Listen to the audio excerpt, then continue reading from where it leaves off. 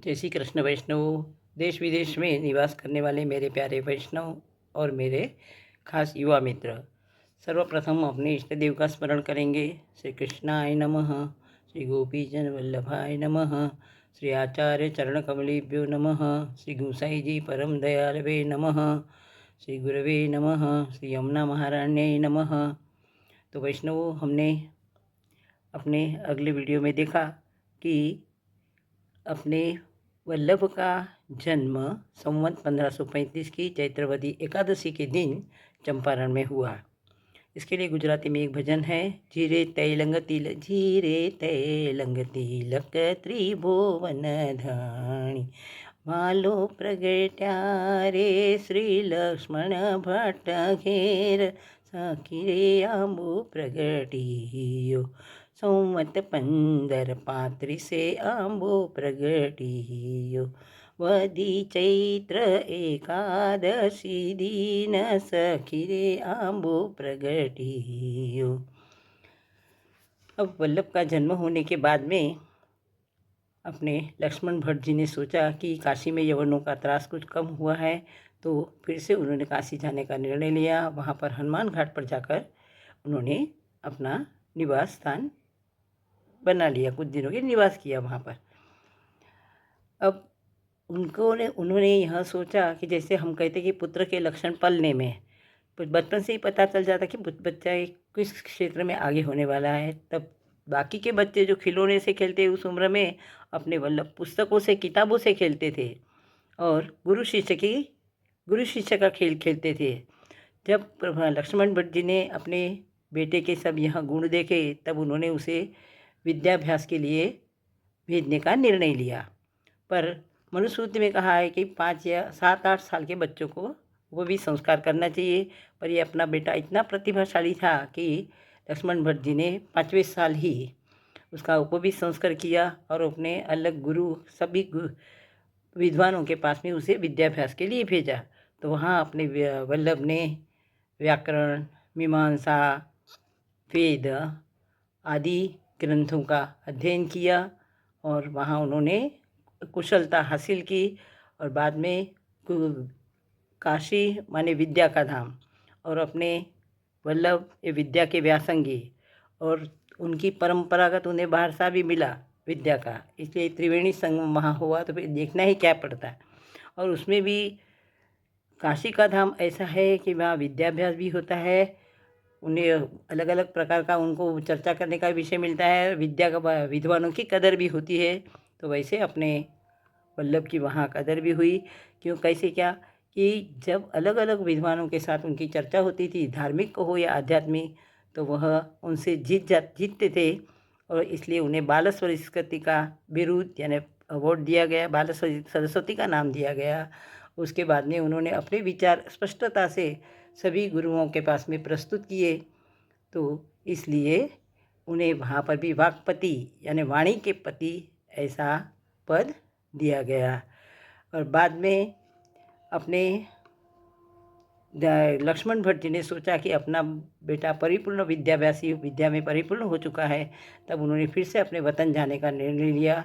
लेकिन रास्ते में विंध्याद्रि गांव में लक्ष्मण भट्ट जी अक्षरधाम पहुंच गए और वहां उन्होंने उनके जो बड़े बेटे थे रामकृष्ण, वे पहले से ही बैरागी थे, तो उन्होंने भी दीक्षा लेने का निर्णय लिया और अपने माता को और भाइयों को विद्यानगर अपने मामा को सौंप दिया। और बाद में उन्होंने मध्व संप्रदाय की दीक्षा ली और केशवपुरी नाम हासिल किया।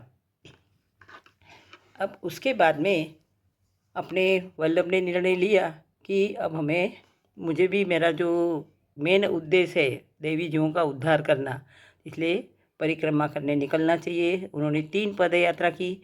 पहली पद यात्रा 1546 से 1552, दूसरी पद यात्रा 1554 से 58 और तीसरी पद यात्रा 1559 से 1566। अब पहली ये पद यात्रा में भी उन्होंने सभी अलग अलग अंतरंग शिष्य बनाए। उसमें उन्होंने माधवेंद्र काश्मीरी पंडित और माधवेंद्र भट्ट को अंतरंग शिष्य बनाए जिन्होंने उनको आगे लेखन कार्य में मदद की। और उसके बाद में उन्होंने अपने दमला, जिसको कहते हैं दामोदर दास हरसानी, दामोदर दास सांभरवाला, कृष्णदास मेघन और भक्त शिरोमणि सूरदास जी, इनको भी अपने अंतरंग शिष्य बनाए।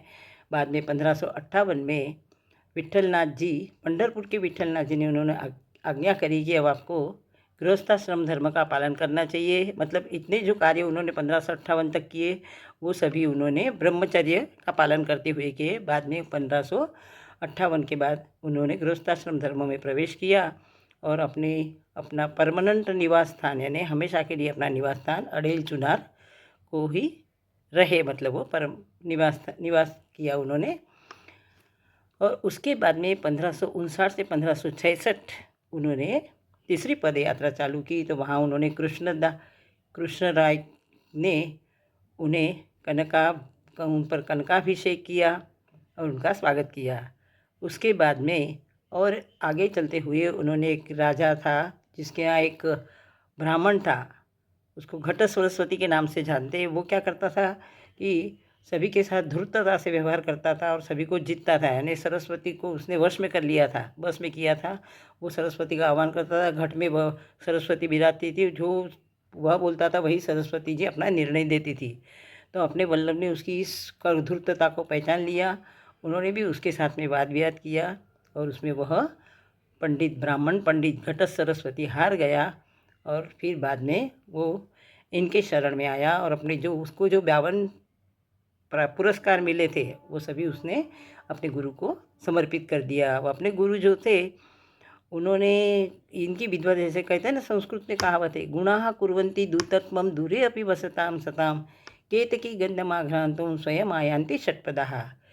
गुणाः कुर्वन्ति दूतत्वं दूरे अपि वसतां सतां, सतां माने सज्जन लोग, दूरे अपि वसतां, दूर भी रहते हुए भी, गुणाः दूतत्वं कुर्वन्ति, उनके गुण जो रहते हैं वो उनके दूत का कार्य करते हैं। अब दूत का कार्य क्या होता है? यहाँ की बात वहाँ पहुँचाना, जिसको हम संदेश वाहक कहते हैं या मैसेंजर जिसको इंग्लिश में कहते हैं। तो ये सज्जनों को कहीं जाना नहीं पड़ता, उनके जो गुण ही हुए दूर तक पहुँचते हैं। जैसे भंवरे रहते, केतकी के जो फूल रहते उसकी सुगंध ऐसी चारों तरफ फैली रहती कि भंवरे दूर दूर से भी उसकी सुगंध लेने के लिए आते हैं।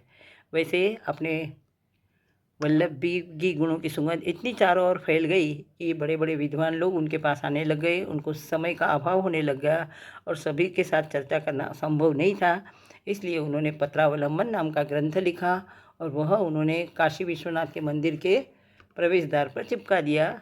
जिसको कोई शंका होती थी ब्राह्मण विद्वानों को, वो उसमें पढ़ते थे, उनका शंका का निरसन होता था। यदि किसी को और कुछ नहीं भी हुआ पढ़ने के बाद में, तो फिर अपने गुरु के पास में आते थे और चर्चा करते थे।